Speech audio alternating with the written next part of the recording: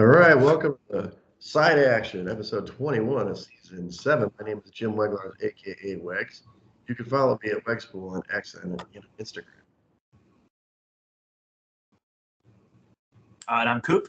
You can check me on Instagram at Dalton Cooper, at Mr. Grumpy Gills on X. Again, we are the Side Action Pod. Don't forget to check us out on TikTok. I know that's Jim's pride and joy, that TikTok. So he loves it more than me and Sophia.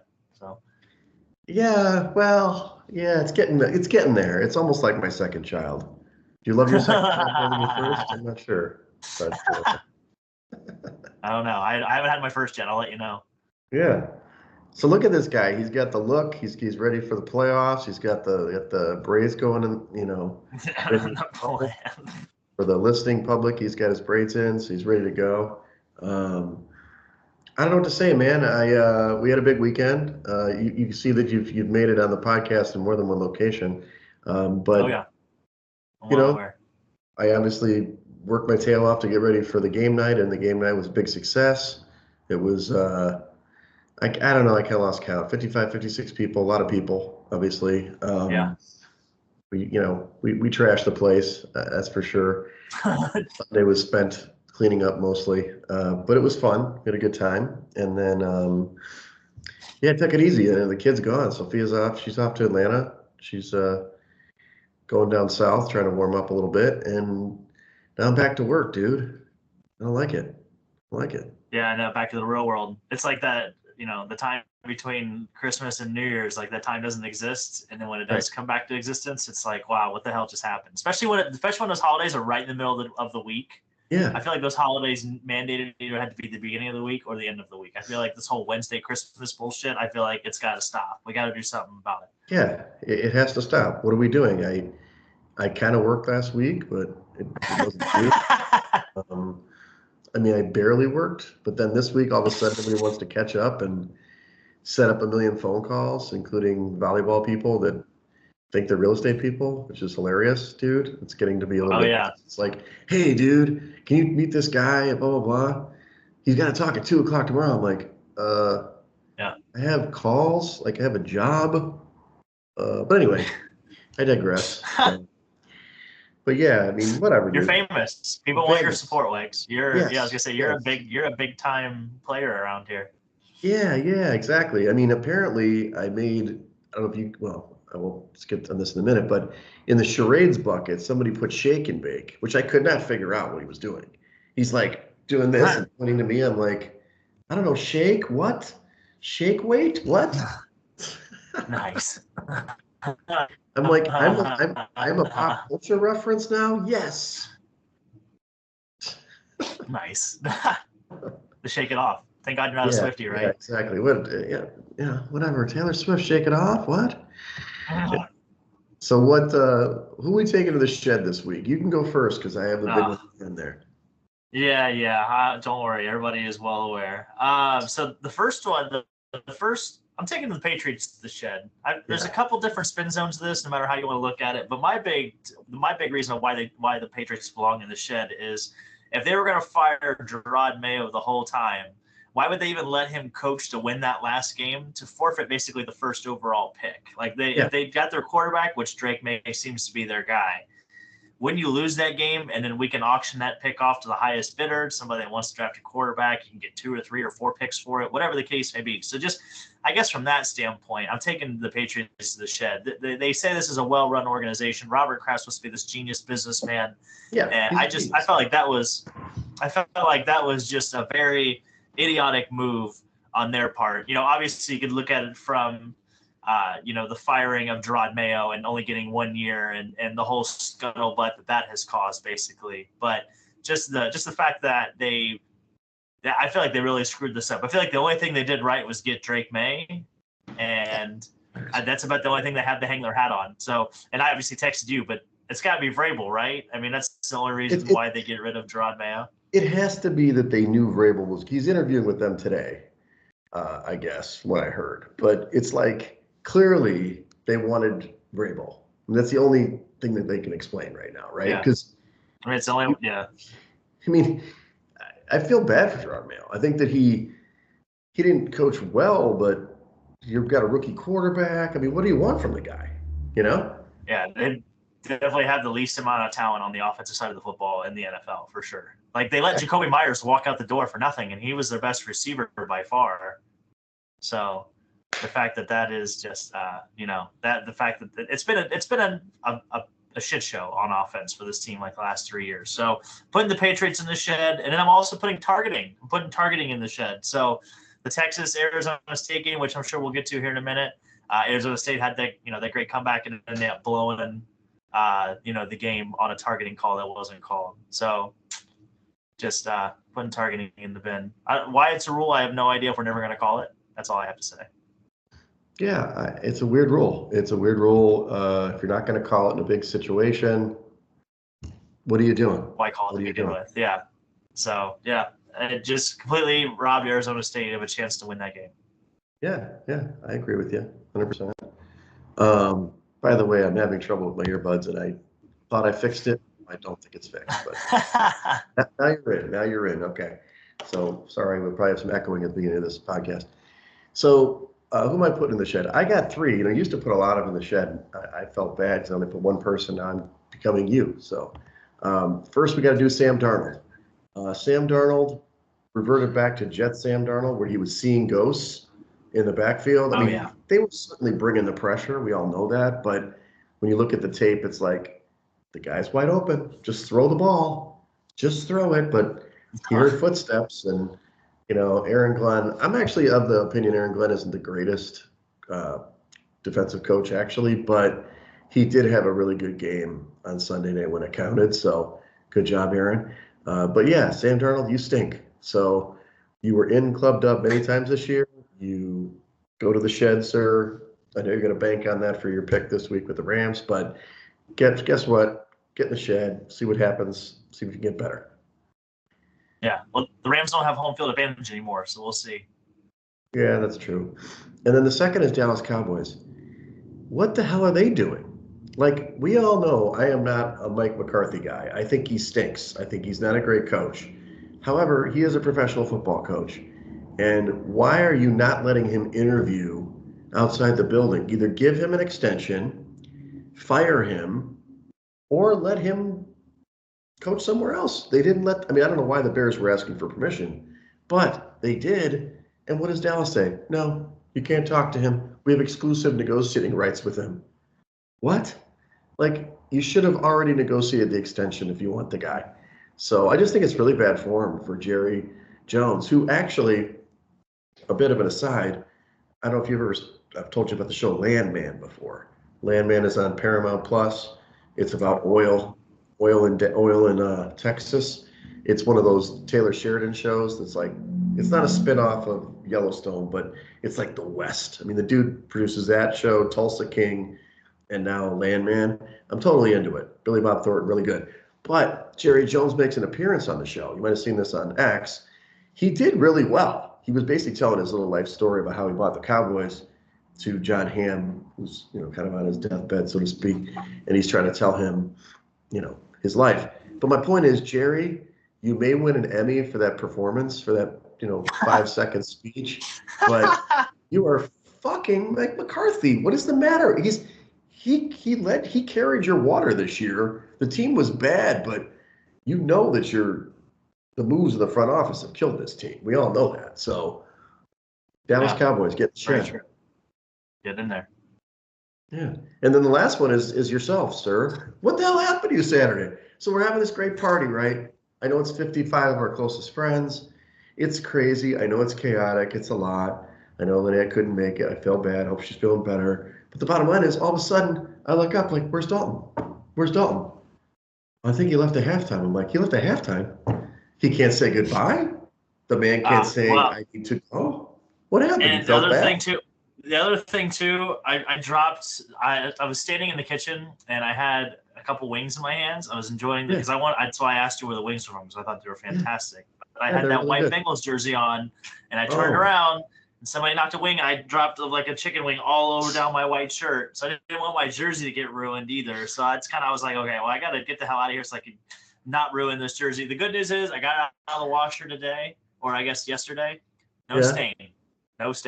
We had So soda water. We could have put some soda water, club soda on it. I had some OxyClean. yeah, It could have helped you in that situation. But Hangry I Joe's know. is where the Hangry Joe's, Yeah, not a promotion, fantastic. but Shout out to Hangry them. Joe's in Edgewater. So, okay, so you had to, okay, it was about the jersey. Okay, so Yeah. you're going to the shed to think about the jersey. I got washing machines in the building. I mean, I could have helped. I could have helped, I'm buddy. gonna enjoy. I'm gonna enjoy more of that mac and cheese too. That mac and cheese was really good. Well, that So was, that's Caesar's I couldn't creation. That's stand not delicious. being on Team Hearts either because they had this cool chant Hearts. and I didn't have a Hearts. cool chant. Yeah. So What team were you on? What team were you on? diamonds. Yeah, Okay, diamonds. so you were on Yeah. so what you split? Yeah, exactly. You were on Tanya's team, Second right? place. We're on the first place. Yeah, we're the first losers.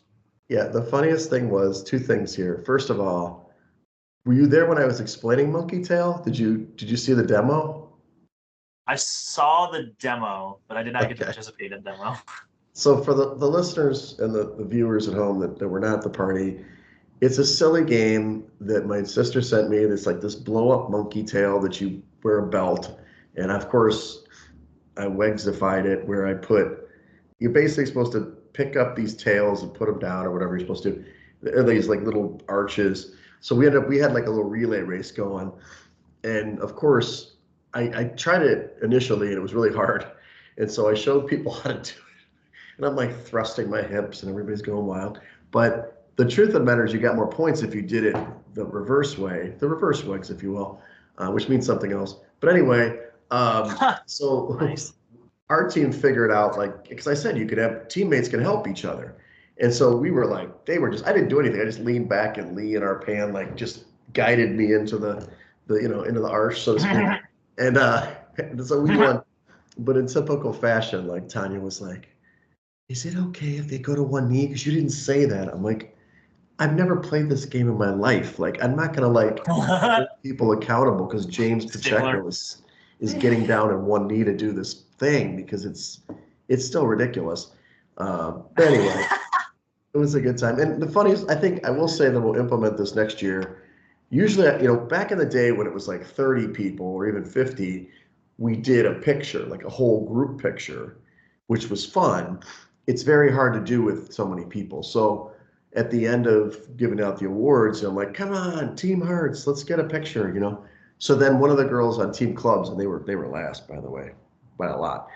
She was lovely though. But anyway, she ended up implementing a team picture. We ended up doing team pictures of everybody, which was great. It was great. It's like this is a good tradition. So Nice. you're on Team Diamonds. You guys did the Team symbol. Diamond. You were there in spirit though. So Yeah, I played really well in Pictionary. That was about the only contribute I had to the team. did you draw or did you guess? No, I was a good guy. I guessed probably a third of the answers though. That's awesome. Yeah, That's yeah, awesome. yeah. I was kept the ball moving, helped the team wherever I could. Yeah, Team Hearts was dominant. I mean, between Benusa and Arpan and obviously They got the Seema, Yahtzee. Seema was great. Oh, we got the Yahtzee. That started things going on. Johnny, you got the Yahtzee. I mean, that's all you need. So Yeah, anyway, it gets back to start hot. the. I should have put Team Hearts in Club Dub. So moving on to Club Dub, kind of default. I'm sticking with my sports stuff, but Team Hearts always. They're actually in Club Dub right now, partying. They've been partying for 5 days. So you got to clear the runway for these players now. I'm gonna go Mike Evans, dude. Mike Evans, over 1,000 yards, 11 straight season. I took like the last drive of the game when they didn't really need to score. It was a little risky. They threw him that 7-yard route or something so he could break the record, tie the record. But good for him, dude. I mean, Mike Evans is a stud. You know that he ties Jerry Rice for the record 11 times, 11 games, 11 seasons in a row. That's impressive. Yeah. Anybody that can do math knows that's over 11,000 yards too. That's pretty good. Exactly. The other guy I'll put in is Bo Nix. He's been. I think he might have been clubbed up before. I know, but he was so good in the first half. I mean, he was like 18 for 18 at one point. I know he was playing me in the secondary. I get it, but 38-0 clubbing, 321 yards, 4 touchdowns, no interceptions. They obviously knocked the Bengals out of the playoffs because the Dolphins did lose the game earlier in the day. But you know what? Good for Sean Payton and the gang and Bo Nix. I mean, I'm a little pissed that. Do you think the Chiefs did that on purpose? They just said, "Hey, that's fine. We'll let you guys score at will."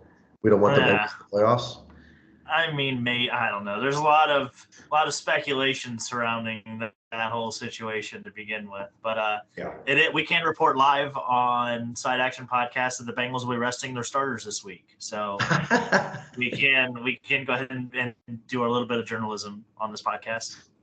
Well, I know if you heard that Jamar Chase wants to play with T. Higgins and Joe Burrow for infinity. For eternity. What? Said for eternity? Yeah, for eternity. So nice. It's not going to happen. That was their last game with T. Higgins, likely. So I don't know. We'll see. Who do you got in Club Dub this week? Absolutely. So the first Club Dub I got is Bryce Young. Bryce Young had 5 Falcons. They win in overtime. I don't think anybody's had more of an up and down year or more of a roller coaster this year than Bryce Young. I mean, he got benched just like Anthony Richardson, but it seems that he actually responded really well to it. The last 5 or 6 weeks, you were calling him frisky, back half of the season there. And I mean, he does look small when you watch them play, but he was making some big boy throws and he was making some good decisions. So, you go out on a high note, we'll put you in Club Dub. And then the other side of Club Dub, we had Jahmyr Gibbs. Jahmyr Gibbs was the Viking killer this week. He had 4 total touchdowns, 3 of them rushing, and he had 170 all-purpose yards. So single-handedly went out and killed the Vikings by himself. If you remember correctly, in the first time they played, they were down 10-0 until Jahmyr Gibbs kind of started getting the run game going against them in Minnesota, and that's obviously Jake Bates makes the field goal at the end of that game. But he's definitely the spark plug for the Lions. If they can get any kind of run game going to where you have to kind of second guess yourself, you're in a bad spot as a defense. So, but yeah, shout out to Jahmyr Gibbs, career day. And Jahmyr Gibbs has been awesome since David Montgomery went out. With this season-ending injury, I don't know if you heard this week, he may be back for the divisional round.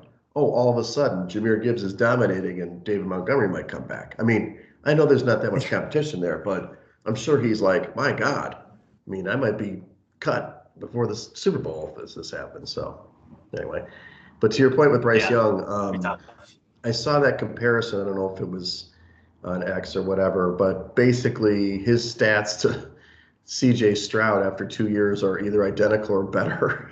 So as bad as he was last year, good as he was this year. I don't know. I mean, it's just stats, but. Yeah, we'll see. I mean, CJ Stroud has really regressed. He's had a really tough time with pressure, and he doesn't make the easy throws like he did last year. So, I don't know. We know how those Ohio State quarterbacks go, Wegsy. I know. I was the one just destroying Ohio State quarterbacks, and then CJ Stroud, I got kind of taken to the shed myself by one of my attorney friends in real estate, and he said, "Look at CJ Stroud." I should have been like, "Hey, that didn't age well. We'll see how he does in the playoffs this week." So. Well, let's move, today, right now, as we're speaking, the game is going on, so we can't really talk much about the Final Four for college football. We could say what's happening, I suppose. The game started already, right? Yeah, I was listening to it on the radio on the way home. It is 3-0 Penn State. Woohoo! So I know you like Notre Dame here, and you're optimistic for Notre Dame, Ohio State. Now, is that plus 800 the exacta? What did you got there? Yeah, it's plus 800 just for those two to play in the national championship game. Oh, it doesn't. You don't have to pick the winner. It's just those two people. No, I mean I did. Yeah, I need those two to play. I did put a future on Notre Dame to win the championship, but yeah, if those two just play, it's plus 800. So, the way it kind of lays out for the schedule, they will play the championship a week from Monday, right? Is that correct? Yeah, then the week for the 20. Yeah, the 20th or 21st, whatever that is. So we can talk about the championship next week. We'll obviously know the results of these games, which are a little bit of a delay since they were New Year's. It's kind of like they get 10 days off, which is kind of nice for them. Now you said you did bet the Notre Dame money line already for this game. Yeah, I got it minus 118. I parlayed the Notre Dame money line with the winner of the second game, which, spoiler alert, I think I'm going to take the Buckeyes on the money line. They're minus 225. You can parlay those options together, and it's plus 166. Or you could take Penn State and Ohio State together, which is probably the most other likely outcome, and that would be plus 186. So, plus money out there for you. Yeah. So, which I don't think is terrible. No, plus money's great, especially Ohio State. I mean, it would be. We know we talked last week about Texas. Maybe they'll pick it up. But if Ohio State, I mean, even if they play at 75% of what they've been doing the last couple of weeks, they're gonna probably do it. But that would be probably the bigger upset right now if that happens, if Texas gets the win. Yeah, if there's an offensive line built to handle the pressure that Ohio State can bring, it is Texas. So that's the only thing I would worry about. And then again, can Will Howard play 3 really good games in a row? I have no idea. Exactly. So, Exactly. we'll see. That'd be my biggest reservation. There you go. Well, let's get into the NFL, Coop. We'll go over the recap. It wasn't a great week again, but underdogs ruled the day. Finally, they finally flipped the script. Finally, it took them all season. 10-6 Yeah, on where you the been? week. I know where you been, and then the overs again, 11-5. So it's kind of interesting. Normally, underdogs are correlated with unders, and favorites are correlated with overs, but that trend has not happened in the last 5 weeks. It's been kind of No. weird. It's a bizarro world. Um, so Bengals got a push in the contest last week. They did win the game over Pittsburgh 19-17, but did not cover the number ultimately. I think they closed at 2.5, so they didn't actually cover the real number, but the spread number was pushed. Yeah, they actually didn't. Yeah. Yeah. And That's correct. it's fine. Steelers, that's what they do. They muck it up. The Bucks, they kind of they made it interesting. I mean, my plus The game should never been 333 that. was The on the game should line. have been that close. No way. It's Yeah, yeah, they crazy. did. All of Yeah. a sudden, Spencer Rattler's like pulling some game. I was like, what is this? You guys are done, Yeah. remember? So they ended up winning the game. We talked about Mike Evans. They did win 27-19, but did not cover the number, the 13.5 closer. But they did win the NFC South. So that helped Jimmy Wegs in his account, which is great. Thank you. Yeah, and the books got crushed on that game too, because I think it started at like Tampa -3 or 3.5 and went all the way up to like 13 or 14. Yeah. So, yeah. Run away, run away.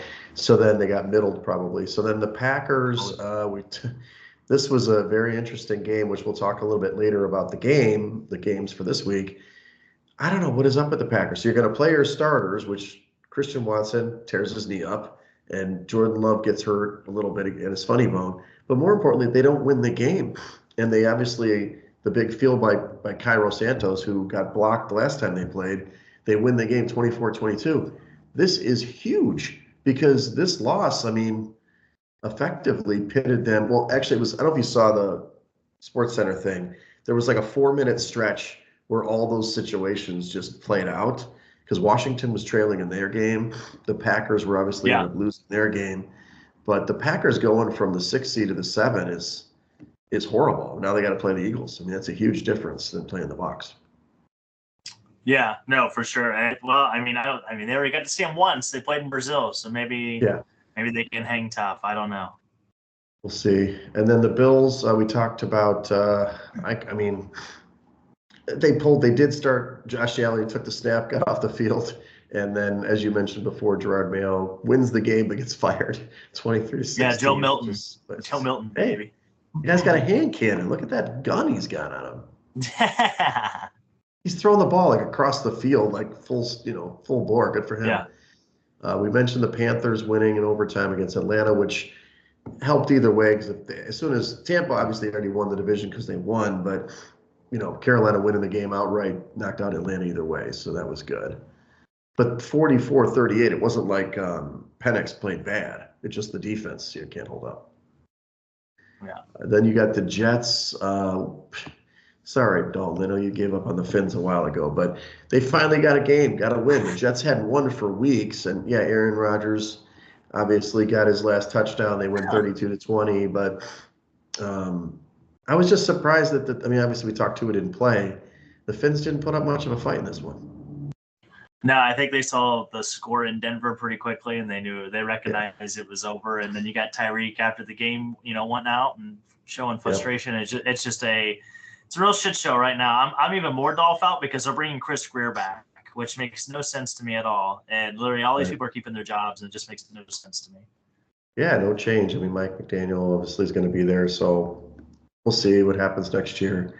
The Chiefs, we talked about them getting destroyed 38-10, and then the Vikings, they were in the red zone like 4 times, 4 times at fourth down and, whatever. They just couldn't score Yeah. a couple of field goals, and obviously Darnold couldn't hit anybody. And because the game was tight until that third quarter, all of a sudden Jahmyr Gibbs goes off and big plays. So we'll see. They obviously lose the 1 seed. Detroit gets the 1 seed, and that's pretty critical for everybody. Yeah, because like I said, I think there's a sleeping giant at the 4 seed. So. Yeah. So here, wild card weekend. Let's start off Saturday. That's the 11th. The first game is at 3:30 p.m. Central. Poor Chargers in Houston. They always get this stiff game.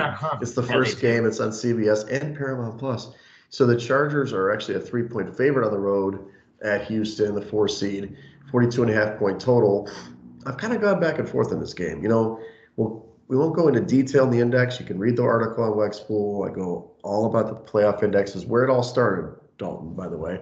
But this is one of those games that how much do you trust these Chargers, the Charger metrics? They're much better than Houston on paper, but, Houston's got a good defense. CJ Stroud hasn't played well, but can the Chargers, will they get conservative? I mean, so all the numbers tell me to take the Chargers, but it's, home team, blah, blah, blah. We'll see what happens. So I like the Chargers minus the 3, but I'm not feeling incredible about it. I'm kind of the same way. History tells you to take the Texans in this spot just because the home dogs are, I think it was like 48% of the time I think it was like 3 or less that you take the home dog, especially when the win-loss record is only separated by 1 or 2 games, I think, by the metric I was looking at. But I mean, I just don't understand how you don't take the Chargers. They have the best road defense in the league. They only average they allow like 13 or 14 points a game on the road. They're the first team in NFL history to allow, I think it was less than 300 points in a season, whether it was 16 or 17 game. No, I lied. It was a 17-game season. So they're the first team in a 17-game season to allow less than 300 points. So you get the better quarterback, and you probably the offensive line is definitely better with the Chargers. But to your point, I mean, Houston has gotten embarrassed the last couple weeks of the season here. So I guess you could kind of build that in, but I'm with you. If I'm going to put my money, I'll put it with Harbaugh. Harbaugh knows how to win. I don't think they're outmatched in this game. I think probably the next game they'll be outmatched roster-wise. So I'll take the Chargers and hold my nose. Yeah, to your point, what I've heard over the last 3 seasons since we moved to the extended playoffs or whatever you want to call it, home teams are 14-4 straight up. I mean, they're killing it. They're 11-7 against the number, so not always covering, but we'll see. We'll see how that plays out. The Steelers, this is the 7:00 game Central. It's on Prime. Steelers are going to the Ravens. Hey, we haven't seen this matchup before. The Ravens are 9.5-point favorites at home, 43.5-point total. It's just, dude, and I know that they beat the hell out of them a couple weeks ago, but it's just too many points, dude. Like 9.5, 43-point total. I mean, I love the Ravens. And if you read the article, I like them in the Super Bowl. Like, I'm going to have to get a feature on them or something. But it's just too many points. I mean, the Steelers have been playing like dog shit. They lost 4 games in a row. I get it. But this is going to be it. This is for all the, trying to advance. I don't think they're going to win the game, but 9.5 just is too much for me. So I do like the Steelers to cover this number.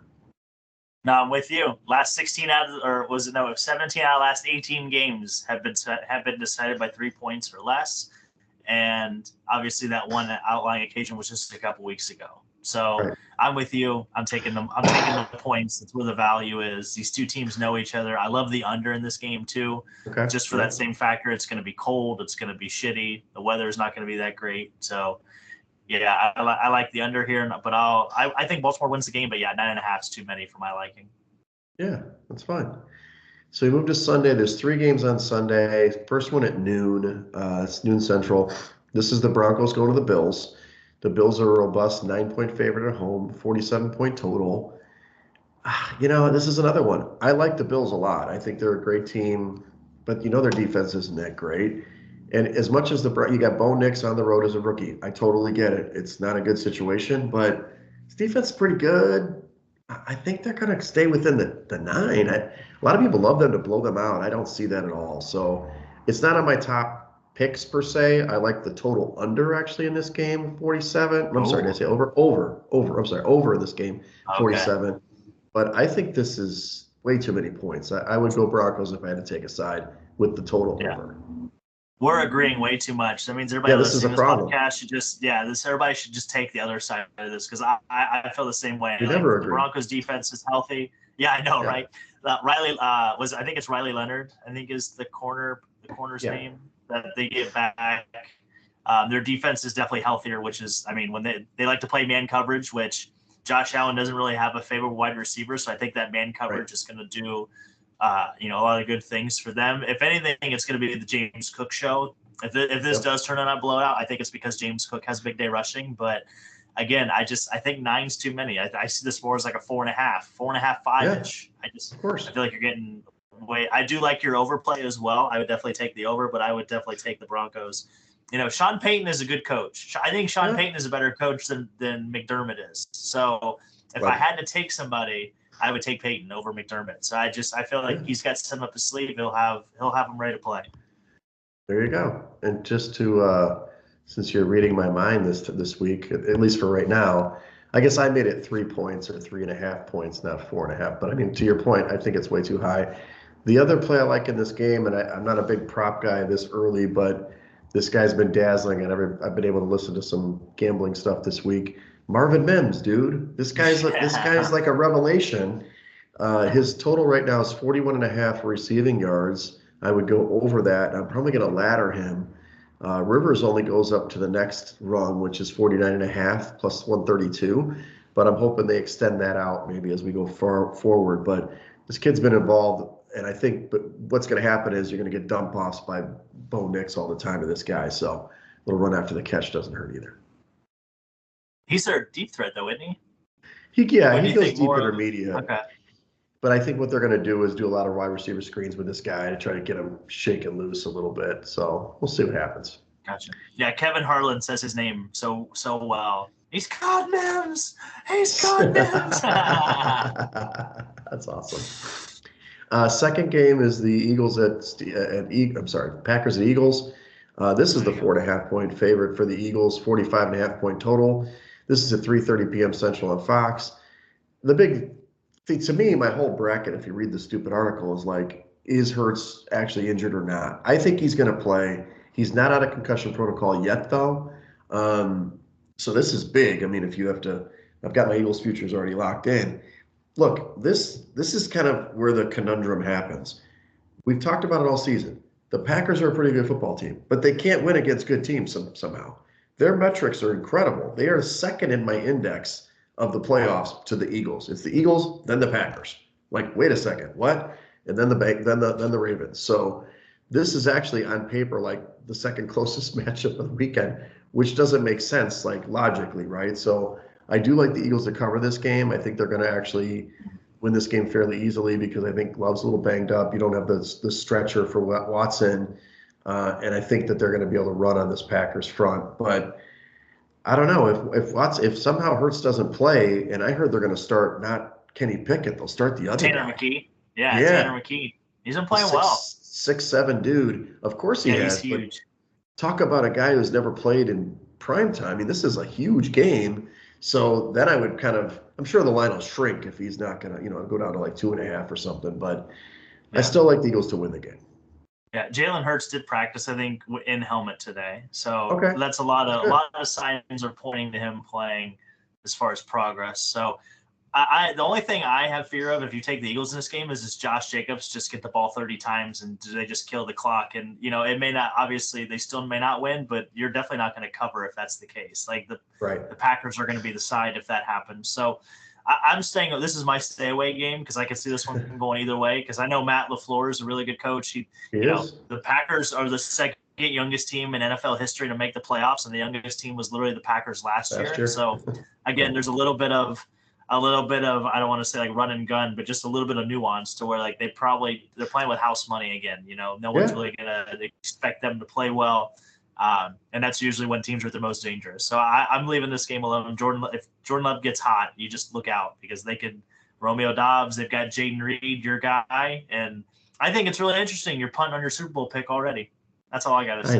I know. Well, I have both of these guys in the Super Bowl now, but I will tell you the only 7 seed to win a game in the playoffs so far in this new format was the Packers last year. So Packers. that's what I think, like you said, they got nothing to lose. And trust me, if they win that game, then that just means my futures ticket just got bumped up. But, I've got whatever it is, 18-1 on the Pack. So the last game on Sunday is 6 seed Washington at Tampa, the 3 seed. And obviously that worked out because of the loss by the Rams, and the Bucs stepped up. So the Bucs are 3-point favorites at home, 50-point totals at 7 p.m. Central NBC. Okay, this is one of those games where I don't feel great. Like I've loved the Bucs all year. I've been pumping up the Bucs. I love you so much, but my guy Jaden Daniels on the other squad. And when you look at the Bucs metrics, as much as I think that they've been better than Washington, like I guess the offensive eye test anyway, the metrics are terrible, bro. I mean, they're better in the metrics. They should be favored, but Tampa has a -5 turnover differential on the season, which is the only team in the playoffs that has such differential. The second worst is the Washington with 1+. Almost all the other teams are like around 8 to 12 or 24 if you're really good. So I feel a little squeamish taking the Bucs here. I do like Jaden Daniels, even though he's a rookie on the road. I would love to see him play great and knock off the Bucs, but I'm staying away from this one.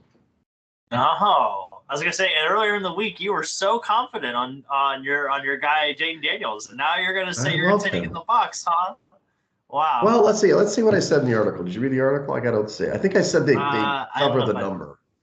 I think they said they cover the number. I like Tampa here. I think the run game of Tampa makes a huge. I think that's going to be the difference in the game. The ability for Tampa to run the football this year versus years past, I think, is really going to make a difference.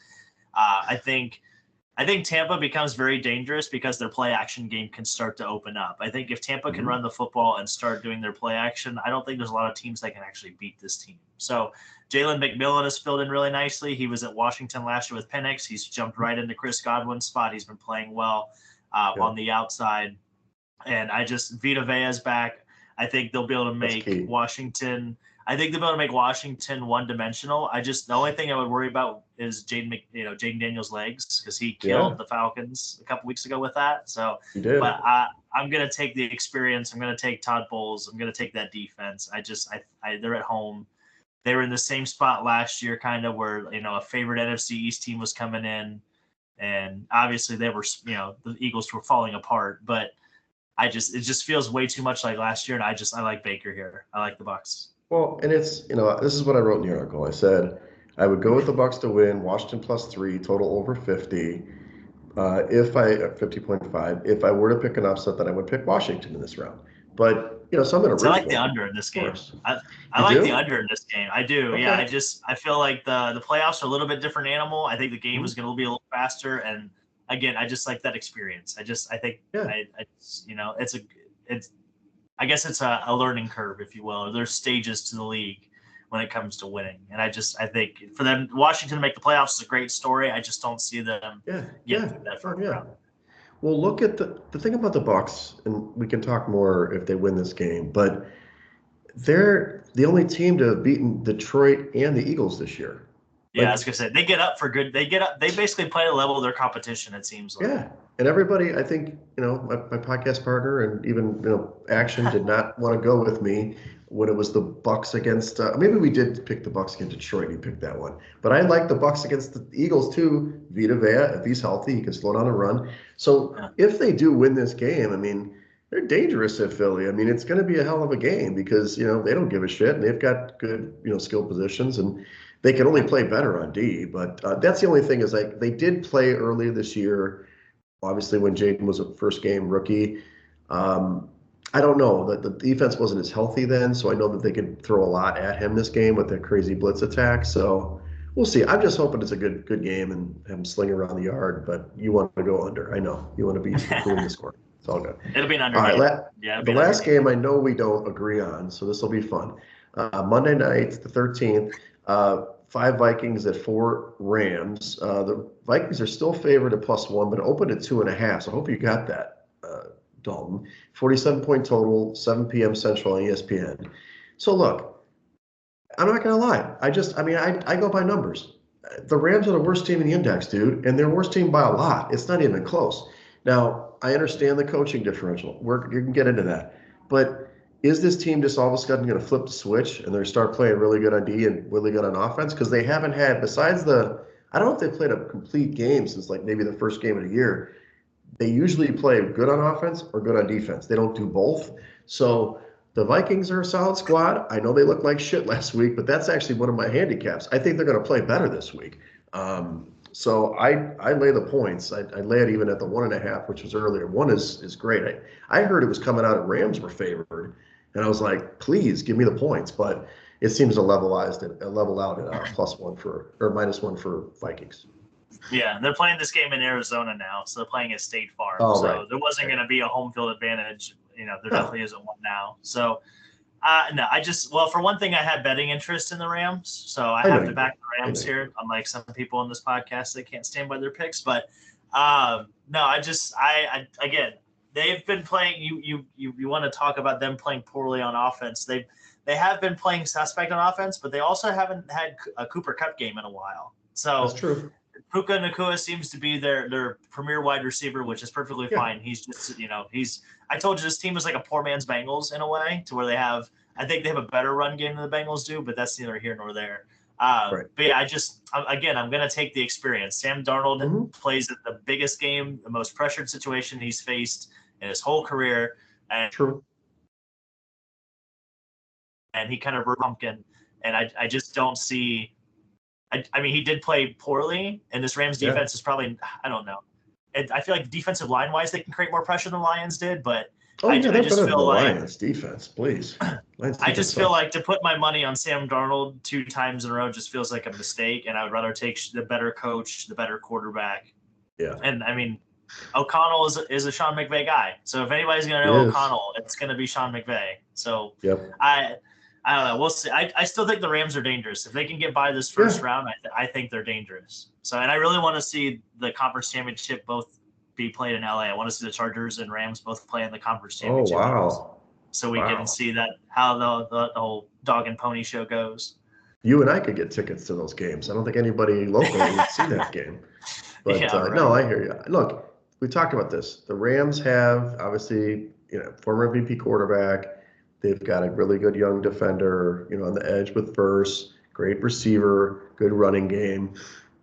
That's key. And you saw that they couldn't hold up. The Vikings couldn't hold up against the Detroit running game, which is excellent, obviously. So yeah, they've got the makings of it. And I do like them I like the matchup against Detroit because I think Detroit was smoke and mirrors last week. They did get Anzalone back. We didn't talk about that. He makes their defense a little bit better, but he doesn't make the defense, right?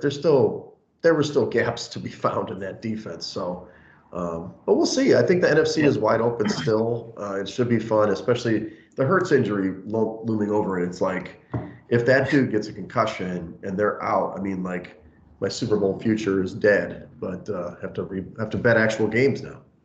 Do we think the people on Twitter are going to come out and have a frenzy? Because, at the end of that game, Dan Campbell told O'Connell they see each other he'd see him in 2 weeks. So if the Vikings do win, do we think it's going to be part of the script? Like, do you think the script people are going to come back out like, oh, see, he told you 2 weeks ago this was going to happen? Yeah, you do believe in the script crowd. Look, I mean, it's natural to say that, obviously, because, they win and they come right back. So I honestly think Minnesota will lose that game again. I don't think they will win that game. So the Rams probably have a better chance of beating them just because it seems like they have their number. I don't know what it is, but whether it's Darnold or something else. But I thought the defense played pretty good for about, 2.5 quarters, but they just kind of wore down over time. The defense kept them in it for sure. They did.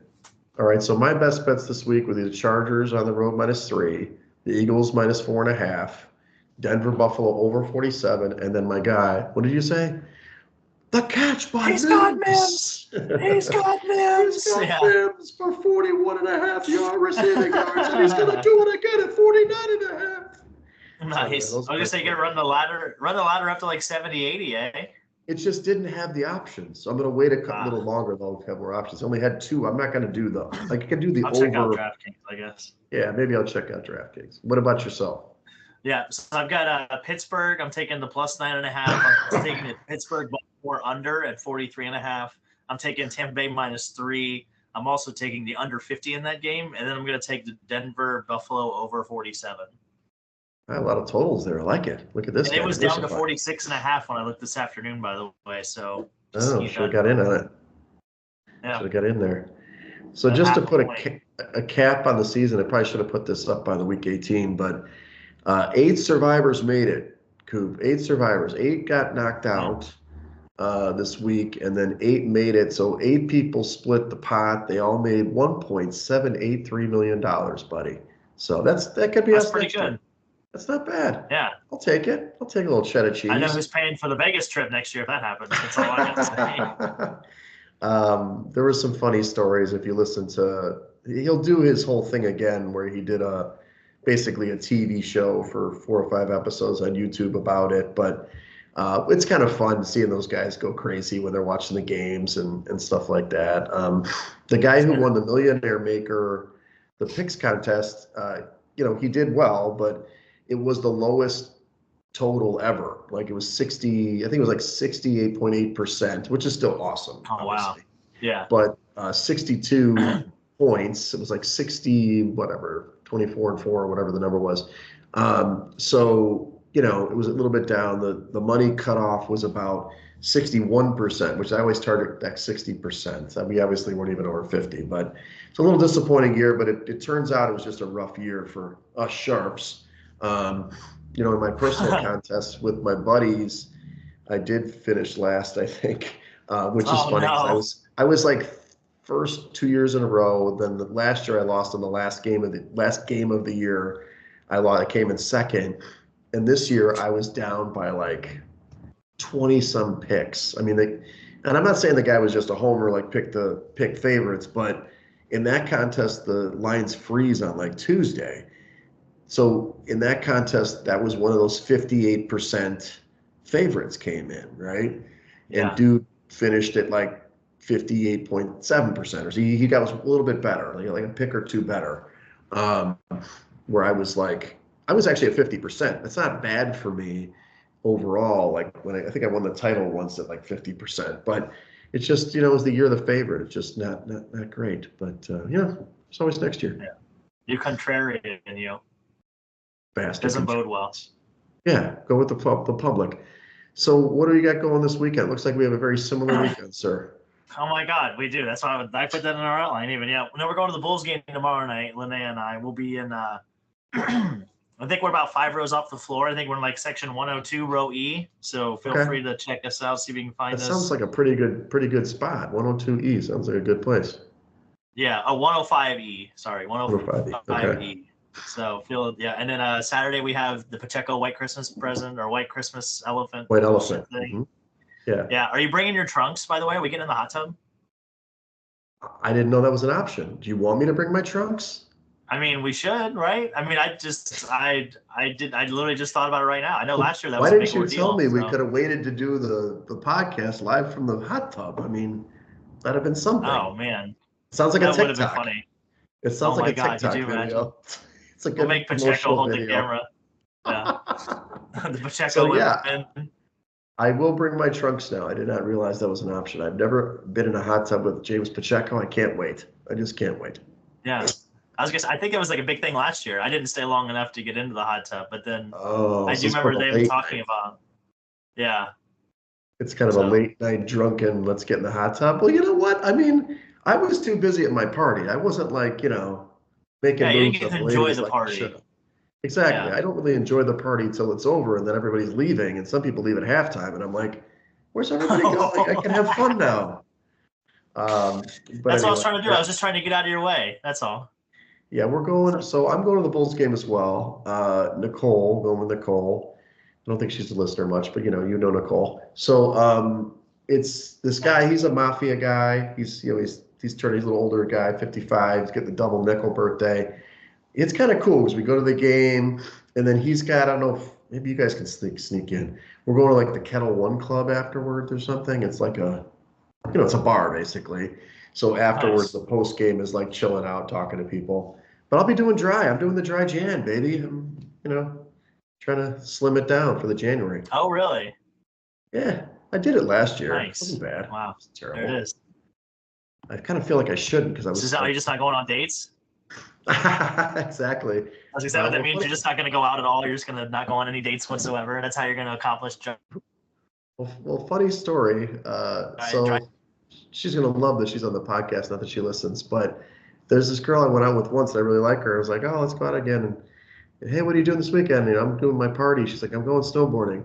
Well, she like either tore a ligament or broke a bone in her elbow or something.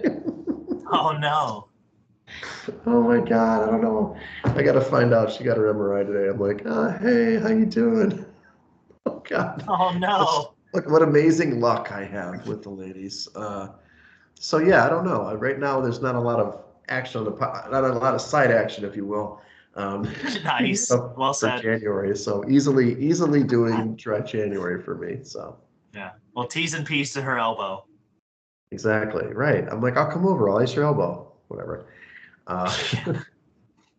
All right. Well, follow us at Side Action Pod on X and Side Action Podcast on Instagram. Follow me at Wegspool on X and on Instagram. And don't forget about our TikTok. Wait for the hot tub TikTok. Nice. Hell yeah. I'd be like Officer Wegs. Is that what maybe that's what she's into? You never know. Arms up. Anyway. And I'm Coop. You can check me on Instagram at Dalton Cooper, on X at Mr. Grumpy Gills. Again, we are the Side Action Podcast. Make sure to check us out next week. We'll obviously recap the nice little playoff action we had, and maybe we'll get a hot tub shot like you mentioned. That'd be kind of fun. Right. And now everybody's going to be listening and watching and following us on TikTok.